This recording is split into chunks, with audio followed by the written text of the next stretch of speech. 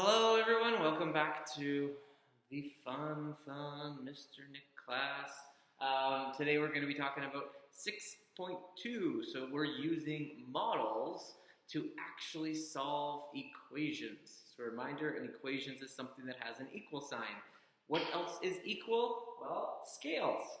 Okay, when we have two things on top of each other that are balanced, we know that they are equal.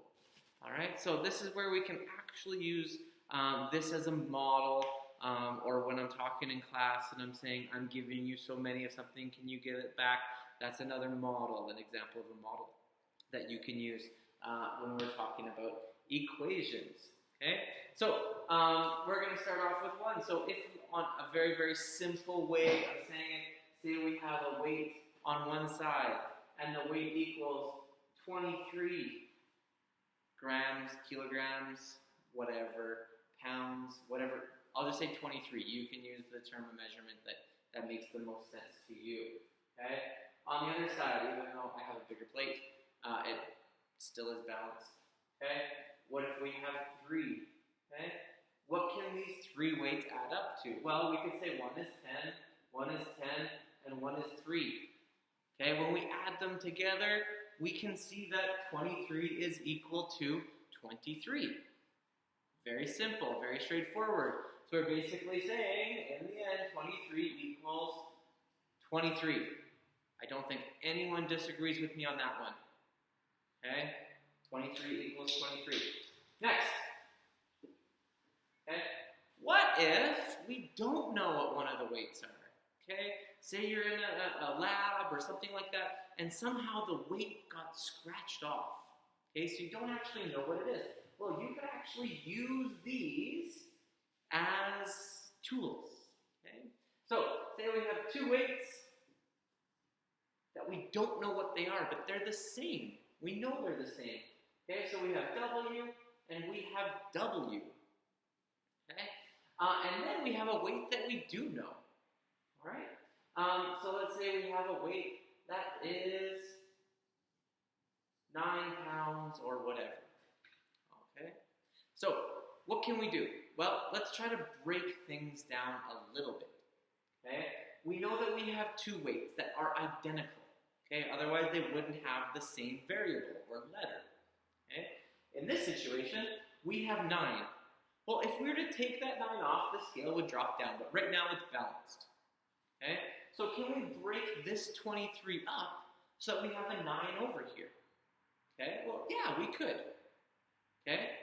What can we do? We can take 9 away from the 23. So if we subtract 9 from 23, we're left with a 14 and a 9, because adding those 2 together equals 23.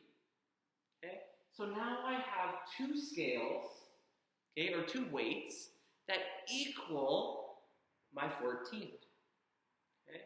I can use that as a model to try to represent. So if I have 2 numbers, so I'm asking myself, what 2 number that's the same, or what number times 2 is going to equal 14? Okay? In this situation, it's going to be 7. Okay? If you figure that out, fantastic. I'm very proud of you. If you didn't, don't worry. You'll figure it out eventually. Okay? Next. Okay? Maybe I'm going a little bit too advanced too soon. So I'm going to simplify it a little bit more. Okay? What if we have our first piece, and it weighs 30. Okay? And then here we have one that's 15, one that's 10, and then one that we don't know. Oops. Okay?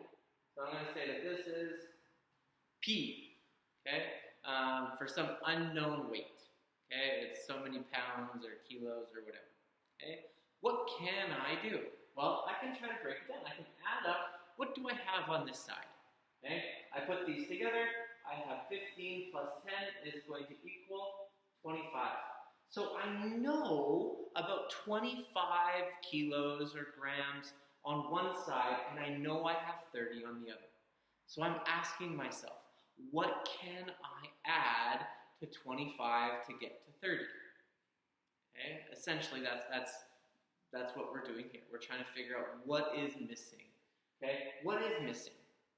Okay, well, I can say 30 minus 25, or what is the difference between 30 and 25, and then I'm going to end up getting 5 as my variable. Okay, 5 is going to be my missing p, so p equals 5 in this situation. Okay, now, how am I going to write some of these? Okay, well, that's a really good question. Okay, how am I going to write some of these? So, because we're not going to be able to use these in everyday life, because I know you guys want to know, when can I use it in real life? Okay, so what if I'm going to be able to write the equation? Okay, so let's think about it. If we have, let's say that this equals 40, and then we've got some over here. Okay, we've got 24, and then we have q. Okay. How would I write this out? Okay, I'm going to say q plus 24 equals 40. Okay, hopefully I didn't mess everyone up. I just switched the sides just so that you can see the equals 40 at the end. For the rest of the questions, I'm just going to switch these so that whatever my whole thing equals is going to be on this side, and then whatever I'm trying to find out, just so that they balance up with, actually I'll do it now for you. Okay, so if I have 1, that's 24, and q, and I'm saying the whole thing, equals 40. Okay, so I have 24 plus q equals 40.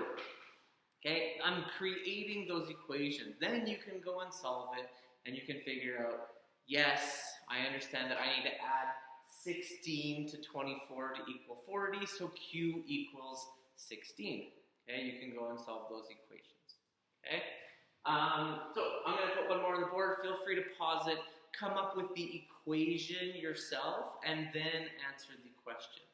Okay, so if we have, in this situation,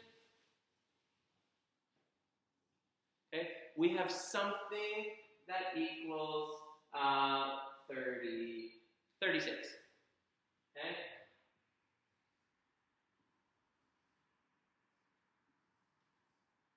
Here we're going to have 3 weights. One of the weights is going to equal 21. Okay? One of the weights is going to equal 5. And then we have our variable n in this situation. Pause it, try to come up with what you think the answer might be, and then play it, and don't forget to include your equation as well. Okay?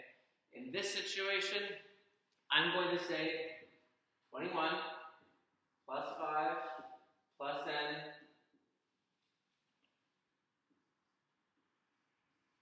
equals 36. I can simplify it. I can actually add my 21 and my 5. They're both constants. They're both numbers that I know. So 21 plus 5 is 26 plus n equals 36. That looks much easier to actually solve than having these two numbers by themselves. Okay? I can figure out what's the difference between 26 and 36. Well, I have to add 10 to get my answer. Okay? So n equals 10. Alright, awesome job. So, the next thing that I want you to actually be able to do is I want you to be able to draw based on the equation.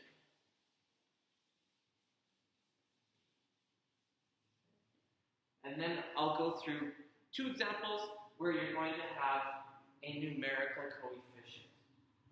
Okay? So, for the next one, I'm going to give you the equation.